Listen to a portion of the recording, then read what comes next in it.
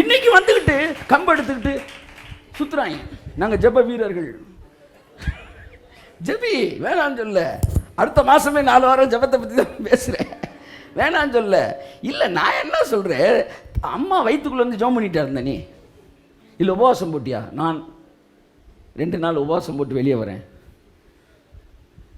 நீ உபவாசம் போட முடியாது, ஏன்னா அது ஃபுல்லாக உள்ள இன்டேக் ஆகிட்டு இருக்கு. ஸோ எல்லாமே ப்ரீ பிளான்டு. இன்றைக்கி நீங்கள் உட்காந்துருக்கிறது ப்ரீ பிளான், நான் பேசிகிட்டு இருக்க pre plan.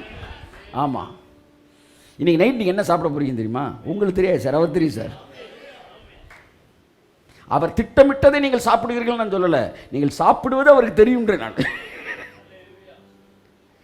Four knowledge, pre destination, அடுத்து சோசன், அடுத்து காலிங், அடுத்து ரைச்சஸ்னஸ், அடுத்து க்ளோரிஃபையிங்.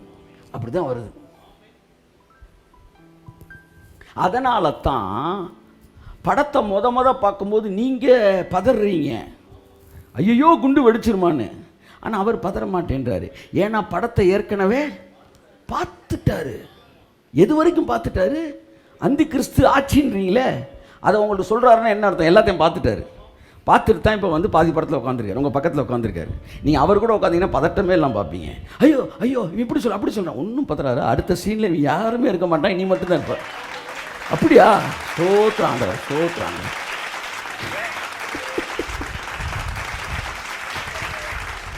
படத்தை அவர் கூட உட்காந்து பாருங்க, கும்முன வாட்டுக்கு போயிட்டுருக்கோம்.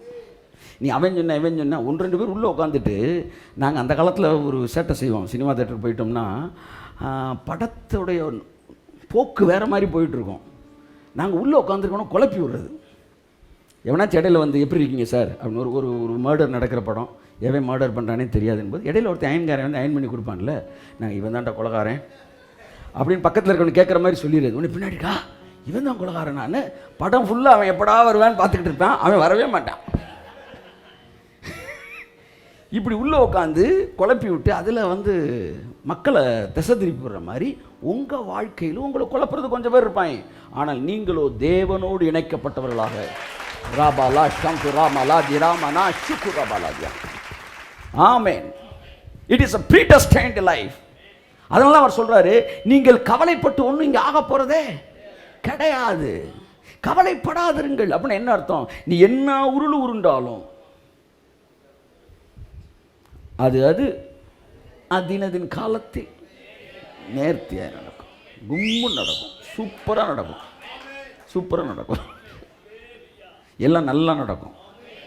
என்ன நடக்கும்? எல்லாம் நல்லா நடக்கும், அவ்வளோதான். அந்த கேரண்டி கொடுத்துருக்காருல்ல, போதாதா? படம் வந்து நல்லா தான் முடியும், நல்லா தான் போகும். அதுக்கு மேலே அது எப்படின்றது அதுதான் இன்ட்ரெஸ்ட்டு.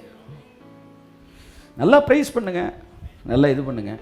ஸோ இந்த 2ஆம் உலகம், இப்போ தான் சப்ஜெக்ட்டுக்கு வரோம் திரும்ப. முதல் உலகம் ஹெவனு, 2ஆம் உலகம் துண்டிக்கப்பட்டு விட்டு வீழ்ந்து போன உலகமாய் மாறிவிட்டது. இயேசு வந்தவுடனே மறுபடியும் இந்த உலகத்தை அந்த உலகத்தோடு இணைக்கிறார். திரும்பவும் இந்த 2 உலகத்துக்கும் ஒரே கவர்மெண்ட் வருது, ஒரே ஆள் தான் ஆட்சி செய்கிறார், அதுவும் மனுஷகுமாரன் தான். பிதாவுக்கு என்ன ஆசைனா, என் பிள்ளை ஆளணும், மனுஷனை வந்து என்ன செய்யணும்? ஆளணும். ஏன்னா அவன் தான் ட்ரினிட்டியின் மையம். நான் சொல்ல மாட்டேன், ட்ரினிட்டியின் ஒரு பகுதின்றேன் நான். இது மையத்தை விட மேலானது. 3 பேர் சேர்ந்து நடுவில் என்ன வச்சிருக்கல, இந்த 3 பேரில் ஒரு ஆளாக நான் நிற்கிறேன். யாருக்குள்ளே இருக்கிறேன்? இயேசுக்குள்ளே இருக்கிறேன். கிறிஸ்துவுக்குள்ளே இந்த முழு உலகத்தையும் கொண்டு வந்து நிப்பாட்டி அப்படி ட்ரினிட்டியில் ஸ்டாவை சேர்த்துட்டாரு. இப்போ உங்களை என்னையை அவன் டிஸ்கனெக்ட் பண்ணால் ட்ரினிட்டியை டேமேஜ் ஆகும். அப்போ கிறிஸ்துவுக்குள்ளே நீங்கள் இருக்கிறீங்க, திருத்துவத்தில் நீங்கள் இருக்கிறீங்க. அப்போ வந்து பரிசுத்தாவி என்கிற தாய், பிதா என்கிற தகப்பனுக்கு குமாரனாக இருக்கிற இயேசுக்குள் நீங்கள் இருக்கிறீர்கள். உலகத் தோற்றத்துக்கு முன்பாகவே நீங்கள் சன்ஸ் ஆஃப் காட் தான். உங்களை கொண்டு ஆட்சி செய்யணும்னு நினச்சாரு, ஆதாம் விழுந்துட்டான். மறுபடியும் இயேசு கிறிஸ்து மனுஷகுமாரனாய் பிறந்து இன்றைக்கும் மனுஷகுமாரனாக தான் ஆட்சி செய்கிறார். வானத்திலும் பூமியிலும் எல்லா நாமத்திற்கும் மேலான நாமமாய் அவர் இன்றைக்கு உயர்ந்திருக்கிறார், அவரோடு உன்னதங்களில் உட்கார்ந்திருக்கிறார். இன்றைக்கும் அந்த இயேசுவின் நாமத்திற்கு பரலோகம் கீழ்ப்படியும், தூதர்கள் கீழ்ப்படிவார்கள், நரகம் கீழ்ப்படியும், பூமி கீழ்ப்படியும். அண்ட சராசரங்களும் மனிதன் ஆட்சி செய்ய வேண்டும் என்று நினைத்த அவருடைய கனவு இயேசுவின் மரணம் உயிர்த்தெழுதலினாலே இன்றைக்கு நிறைவேறி இருக்கிறது. ஆமென், ஆமென், ஆமென், ஆமென், ஆமென், ஆமென். அப்ப இந்த இரண்டாம் உலகம் finished work வேர்ல்டு, அதாவது ஆதாம் விழுகாமல் இருந்தால் அந்த உலகம் தான் ரெண்டாம் உலகம். பரலோகம் முதல் உலகம், விழுகாத உலகம் ரெண்டாம் உலகம், விழுந்து போன உலகம் மூன்றாம் உலகம். இப்போ நீங்கள் எந்த உலகத்தில் இருக்கிறீங்க? முதல் உலகம் என்ன? பரலோகம். ரெண்டாவது உலகம் விழுந்து போகாத உலகம், கனெக்டட் வித் ஹெவன். அது வந்து இன்விசிபிளாக தான் இப்போ இருக்குது. அது வந்து மூன்றாம் உலகம் ஃபாலன் வேர்ல்டு ஆயிடுச்சு. இப்போ இயேசு ஜீவனை கொடுத்த உடனே ஹெவன்லேருந்து கிங்டம் ஆஃப் ஹெவன் அப்படின்னு ஒன்று எக்ஸ்டெண்ட் ஆகுது. புரியுதா? இந்த எக்ஸ்டெண்ட் ஆகுது பாருங்கள், அந்த கிங்டம் ஆஃப் ஹெவன். இதுதான் ரெண்டாம் உலகம். நீங்கள் விழுந்து போன மூன்றாம் உலகத்திலிருந்து இந்த ரெண்டாம் உலகத்தோடு இணைக்கப்படும்படிக்கு இயேசு சிலுவையிலே உங்களுக்கு ஜீவனை கொடுத்தார். What is the model of second world? Second world எப்படி இருக்கும் அப்படின்னா, ஃபஸ்ட்டு வேர்ல்டை பாருங்கள், அதுதான் செகண்ட் வேர்ல்டு. இப்போ தேர்டு வேர்ல்டை அழிச்சிட்டு செகண்ட் வேர்ல்டை எஸ்டாப்ளிஷ் பண்ணிக்கிட்டு இருக்கார் தேவன். அதுதான் இப்போ நடந்துக்கிட்டு இருக்கு. இப்போ நீங்களும் நான் இங்கே இருந்து அந்த ரெண்டாம் உலகத்தை இந்த மூன்றாம் உலகத்தில் என்ன செய்கிறோம்? எஸ்டாப்ளிஷ் பண்ணிட்டா திரும்ப அந்த ஆதியில் இருந்தது போல வானமும் பூமியும் அந்த இடத்துக்கு வந்துடும். நம்ம சிருஷ்டிக்கப்பட்ட வரலாறு இவைகளை. So the second world is perfect world. இப்போ இயேசு கிறிஸ்துவை சொந்த ரட்சகரை ஏற்றுக்கொண்ட நம்ம எல்லோருக்குள்ளும் இந்த பரலோக ராஜ்யம் வந்துருச்சு. ஆமென் சொல்லுங்க, வந்துருச்சு. இந்த பரலோக ராஜ்யத்தை புரிந்து கொண்டால் இந்த விசிபிள் வேர்ல்டு மாறிடும். என்னைக்கு Christendom the power of crucifixion it affects or reach the visible world, அன்னைக்கு தான் கிறிஸ்டியானிட்டியோட ஒரிஜினாலிட்டி. அதுதான் அதனுடைய ரியாலிட்டி, அதனுடைய அந்த பர்பஸ், ரீசனே என்னன்னா, இன்விசிபிள் வேர்ல்டுலே பேசிக்கிட்டு இருக்கிறது இல்லை. இந்த விசிபிள் வேர்ல்டை மாற்றுவது தான் கிறிஸ்தவத்தின் முழுமையாயிருக்கிறது. இந்த விசிபிள் வேர்ல்டு இன்னைக்கு பார்த்துக்கிட்டு இருக்கீங்களே, இந்த உலகத்தை மாற்றுறது தான் தேவனுடைய நோக்கமாக இருக்கிறது. கரங்களை தட்டி கர்த்தருக்கு நன்றி சொல்லுவோம். The invisible second world, it comes to the third world. So the third world becomes the second world. It becomes the visible second world. ஆமென் சொல்லுங்க. நான் சொல்கிறது புரியுதா உங்களுக்கு? புரியலன்னா பரவாயில்ல, புரிஞ்ச வரைக்கும் எடுத்துக்காங்க, அவ்வளோதான். ஸோ இப்போ என்னன்னா, பரலோக ராஜ்யம், உங்களுடைய ராஜ்யம் வருவதாக வந்துருச்சுன்னா உங்கள் சித்தம் செய்யப்படும். இப்போ ராஜ்யம் வந்துருச்சுல, அடுத்த சித்தம் செய்யப்பட ஆரம்பிச்சிருச்சு. அதில் ஒன்று தான் இப்போ நான் மெசேஜ் கொடுத்துக்கிட்டு இருக்கிறது, அதில் ஒன்று தான் நீங்கள் உட்காந்து கேட்டுக்கிட்டு இருக்கிறது, அதில் ஒன்று தான் இன்னைக்கு நீங்கள் இருக்கிற இடத்துல இருந்து இந்த வீடியோவை பார்த்துக்கிட்டு இருக்கிறது. இப்போவே சித்தம் செய்யப்பட ஆரம்பித்து விட்டது. as it is in heaven, உங்கள் லைஃப்பில் பரலோகத்தை போலவே ஒரு பூமியை தேவன் உங்களுக்குள்ளே உருவாக்க போகிறார். ஆகவே நான் என்ன சொல்ல வரேன்னா, உங்கள் மனசு எல்லாம் அந்த செகண்ட் வேர்ல்டை பதியட்டும், செகண்ட் வேர்ல்டு உள்ள உட்காரட்டும். அதுதான்டா என் உலகம், அதுதான்டா என் வாழ்க்கை, அதுதான்டா தேவனுடைய சித்தம் என்பதில் ஸ்ட்ராங்காக இருங்க. ப்ளீஸ் ஃபாலன் வேர்ல்டை பார்க்காதீங்க. ஏன்னா இது உங்கள் உலகமே இல்லை. அப்போ இயேசு பூமியில் பிரசங்கம் பண்ண முதல் வார்த்தையே பரலோக ராஜ்யம் சமீபித்திருக்கிறது. சார், அதாவது நீங்கள் வந்து என்ன சொல்ல, இது வேணும் அது வேணும் இது வேணும் அது வேணும்னு ஒரு 28-30 கேட்குறதெல்லாம் விட அதெல்லாம் எப்படி பெறுவதுன்னு அவர் பேச வரல. அவர் உலகத்தையே மாற்ற வந்தார். புரியுதா உங்களுக்கு? அதாவது எப்படி இந்த வீட்டுக்காரனுக்கு, ஹவுஸ் ஓனருக்கு வந்து நான் வாடகை கட்டுறது, அந்த வாடகை கட்டுறதுக்கான ஒரு வழிமுறை எனக்கு செஞ்சு கொடுங்க, ஒரு 2.5 வருஷம் வாடகையை மொத்தமாக கொடுங்க, இல்லாட்டி வந்து எனக்கு ஒரு வேலை பார்த்து கொடுங்க, நான் வாடகை கட்டுறேன், இப்படிலாம் யோசிச்சுக்கிட்டு இருக்கீங்க நீங்கள். அவர் வீட்டையே உங்கள் பேருக்கு கரையை முடிச்சு வச்சு விரும்புகிறாரு. The permanent solution, that is what the reason of crucifixion, the purpose of crucifixion, permanent solution. What is the permanent solution? Extending the heaven. That is called the kingdom of heaven. அதனால தான் அவர் பிரசங்கம் பண்ண ஆரம்பிச்சதே, மனம் திரும்புங்கள், பரலோக ராஜ்யம் சமீபத்திருக்கிறது. இந்த வார்த்தையை பிரசங்கித்த உடனே என்ன அடுத்த வசனம் பைபிள் சொல்லுது? மத்தேயு 4:17 வாசிங்க. இயேசு மனம் திரும்புங்கள், பரலோக ராஜ்யம் சமீபத்திருக்கிறது என்று பிரசங்கிக்க தொடங்கினார். ரொம்ப தெளிவாக தாங்க பேசுறாரு. ராஜ்யம் சமீபமாக இருக்கிறதுன்றாரு, அடுத்த ராஜ்யம் வருவதாகன்றாரு, அடுத்த ராஜ்யம் வந்துருச்சுன்றாரு, அதுக்கப்புறம் ராஜ்யத்தின் ரகசியத்தை பேசுகிறார், எப்படிலாம் இந்த உலகம் இருக்க போகுதுன்னு பேசுகிறார். அவ்வளோதான். ஸோ பரலோகத்தோட கான்செப்ட் என்ன தெரியுமா? சொல்லுங்கள் சார். சரி, நீங்கள் ஒரு கிறிஸ்தவர் அல்லது இஸ்லாமியர், நான் உங்கள்கிட்ட கேட்குறேன், பிஜேபியின் ஆட்சியில் இருந்து உங்களுக்கு என்னெல்லாம் நலத்திட்டம் வேணும்னு கேளுங்க, உங்களுக்கு தர்றோம் அப்படின்னு சொன்னால், எனக்கு இது வேணும், அது வேணும், இது வேணும், அது வேணும் அப்படின்னு கேட்பீங்களா? இல்லை இந்த ஆட்சியே வேணாமியா, இல்லை வேறு ஆட்சி தான் வேணும் அப்படின்னுவீங்களா? இல்லை, நீங்கள் எப்படி வேணாலும் சொல்லலாம், நான் முடிவை சொல்லவே இல்லை. இப்போ நீ இது வேணும், அது வேணும், இது வேணும், அது வேணும் என்பது கிறிஸ்தவ வாழ்க்கை அல்ல. இந்த டோட்டல் கவர்மெண்ட்டே தூக்கிட்டு வேற ஒரு கவர்மெண்ட்டை கொண்டு வந்து செட் பண்ணிட்டு as it is in heaven. இந்த ரெண்டாம் உலகம் இப்படி தான் இருந்துச்சு விழுகிறதுக்கு முன்னாடி. ஆதாம் பழத்தை சாப்பிட்டோன்னே இப்படி ஆகிப்போச்சு.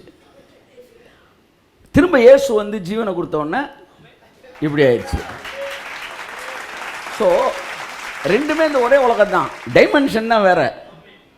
சாப்பிட்டோன்னே இப்படி ஆகிப்போச்சு, சாப்பிட்டோன்னே இப்படி ஆகிப்போச்சு, அப்புறம் ரட்சிக்கப்பட்டோன்னே இப்படி ஆகிப்போச்சு. So the world it takes the another dimension. ஆமேன். God bless you. ஸோ நல்லா கவனிங்க, மனம் திரும்புங்கள், பரலோக ராஜ்யம். இங்கே இருங்க, இயேசு மரித்ததுக்கு காரணம், உயிரோடு எந்திரிச்சதுக்கு ஒரே காரணம் என்னென்னா, ராஜ்யத்தை மாற்றணும், அவ்வளோதான். இப்போ நம்ம ராஜ்யத்துக்குள்ளே வந்துட்டோம். ராஜ்யத்தின் ரகசியங்களை, அந்த உலகத்தின் ஆசீர்வாதங்களை மட்டுமே மறுபடி மறுபடி மறுபடி மறுபடி மறுபடி மறுபடி உங்கள் மனசில் வந்துருச்சுன்னா, நான் சொல்கிறேன், இந்த உலகத்துக்கு ஒத்த வேஷம் நீங்கள் தரிக்க மாட்டீங்க. ஆமேன். ஓகே, வாசிங்க. மனம் திரும்புங்கள்.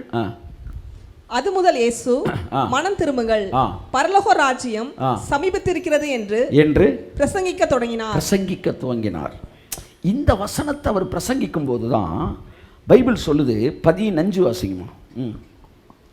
இருளில் இருக்கும் ஜனங்கள் பெரிய வெளிச்சத்தை கண்டார்கள். எது வெளிச்சம்? எது சார் வெளிச்சம்? தேவனுடைய ராஜ்யத்தை குறித்த அறிவு வருவதுதான் மிகப்பெரிய வெளிச்சமே.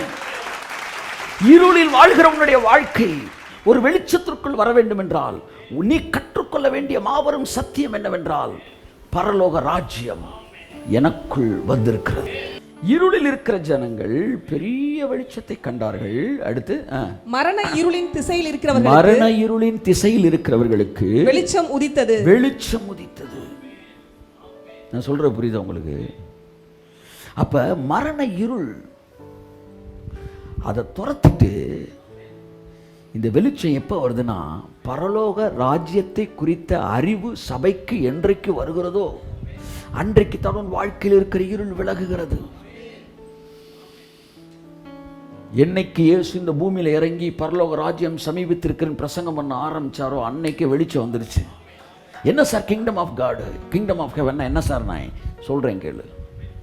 அப்போதான் அதான் காஸ்பல், பரலோக ராஜ்யத்தை பேசுவது.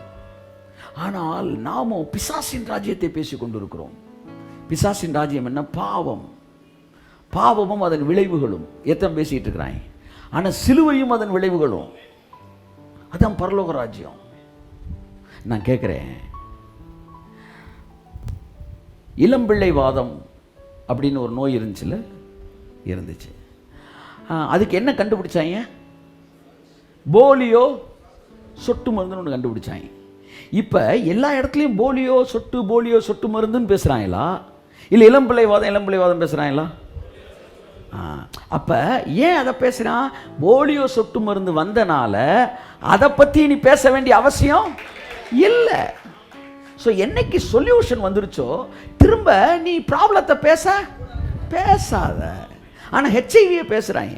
ஏன் பேசுகிறாங்க? சொல்யூஷன் வரல, அதனால் வியாதியை பேசுகிறாங்க. ஆனால் சொல்யூஷன் வந்துட்டா வியாதியை பேச மாட்டாங்க, மருந்தை தான் பேசுகிறாங்க. புரியுதா? அப்போ நான் கேட்குறேன், பாவம் வியாதினா சிலுவை சொல்யூஷன். நீ மைக்க பிடிச்சி எதடா பேசணும்? நீ இளம்பிள்ளை வாதத்தை பேசணுமா, போலியோவை சொட்டு மருந்தை பேசணுமா? சொல்லுங்க, சொட்டு மருந்து பேசு, இல்லாட்டி நான் கொட்டு மருந்து உனக்கு கொடுக்குற மாதிரி ஆகி போயிடும். அப்ப காஸ்பல் பிரீச்சர்ஸ் அவங்க சிலுவை பேசுறாங்க, அவங்க சொல்யூஷன் பேசுறாங்க. இயேசு பரலோக ராஜ்யத்தை பேசினார்.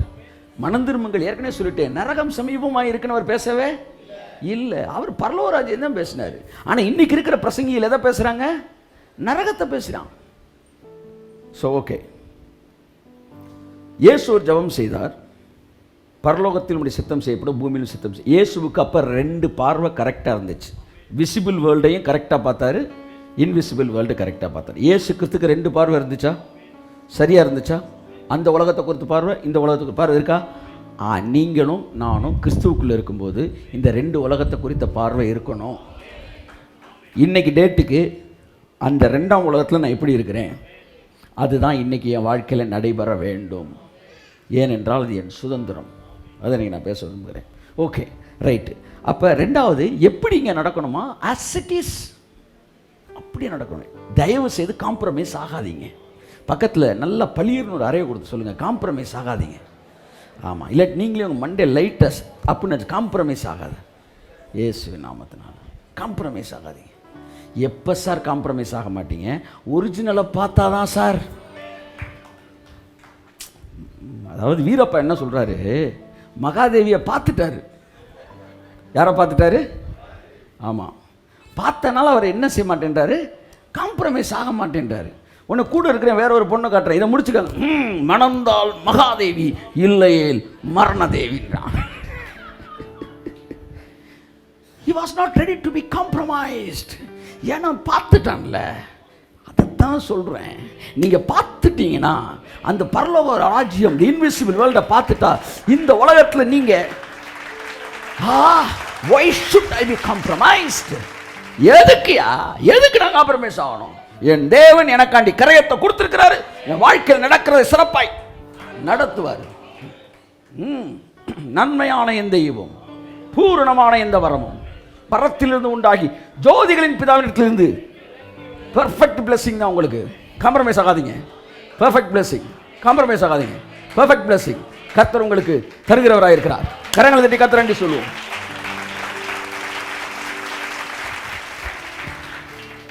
உங்கள் 3ஆம் உலகத்தை மாற்ற வேண்டும் என்றால் 2ஆம் உலகத்தை குறித்த பார்வை உங்களுக்கு இருக்கட்டும். இயேசுவின் நாமத்தினாலே. ஓரா பாலா சந்துனமானாதியாங்க. ஒரு ஊழியக்காரர் எனக்கு தெரியும், காருக்காக ஜோம் பண்ணிட்டு இருந்தார்.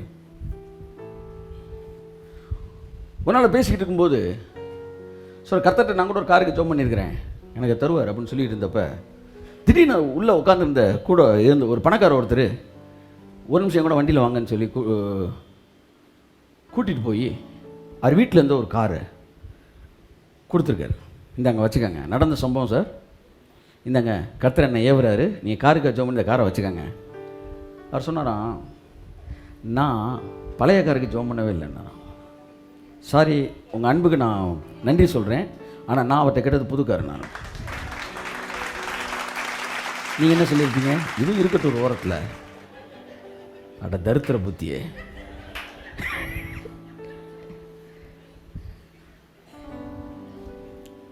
என் லைஃப்பில் கூட ஒரு நாள் காருக்கு நான் ஜோம் பண்ணேன்.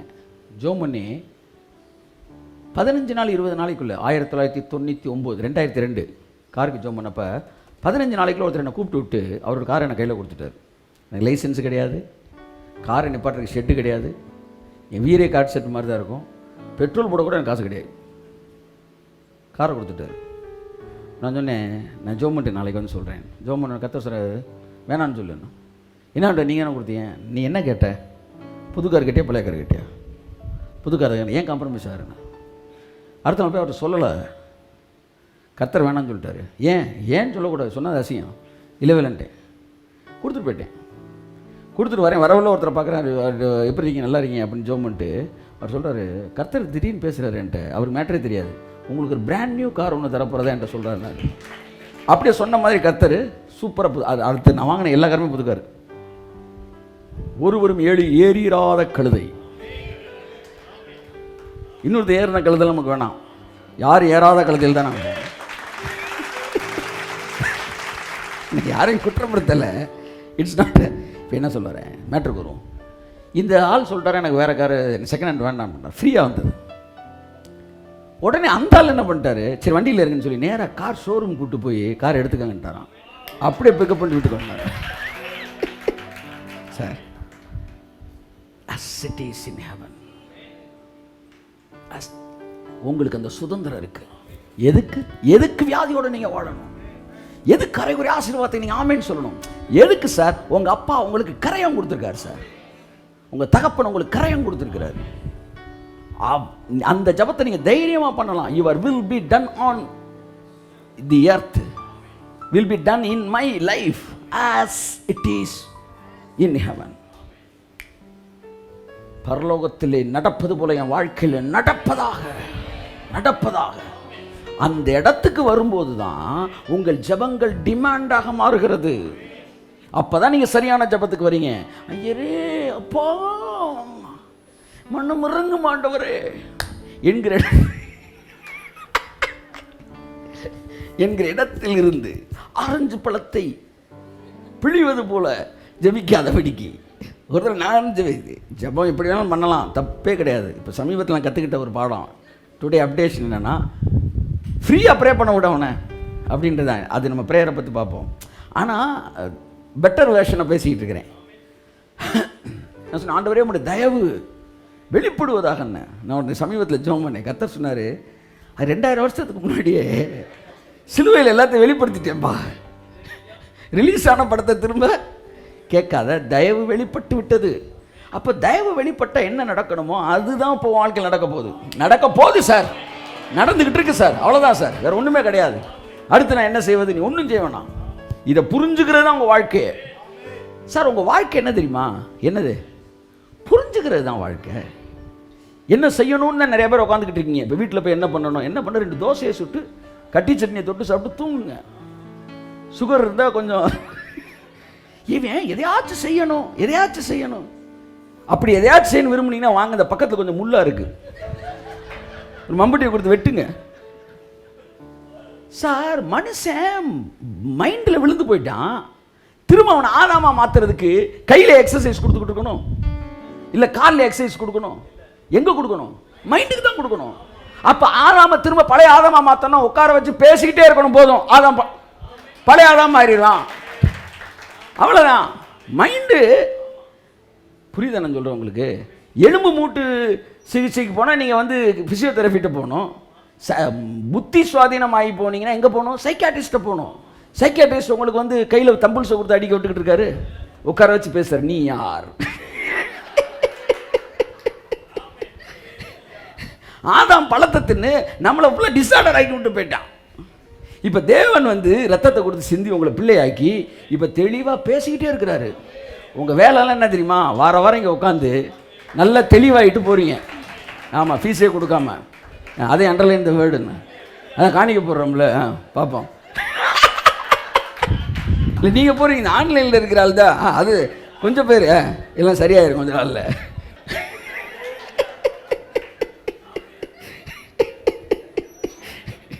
சரியா?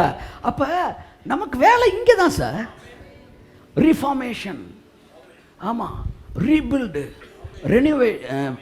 Reviving, refreshing, renewing, everything it is being done here. It is not here. முழங்காலில் இல்லைப்பா, மூளையில் இருக்கிறது.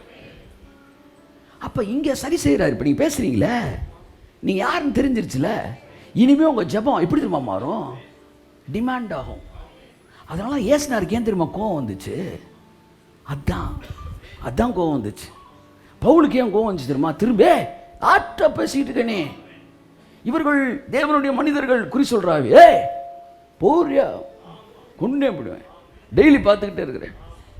அவன் பாருங்க என்ன அத்தாரிட்டி. ஏன்னா அவன் என்ன சொல்றான்னா, the second world, the reality of the second world, that is your right.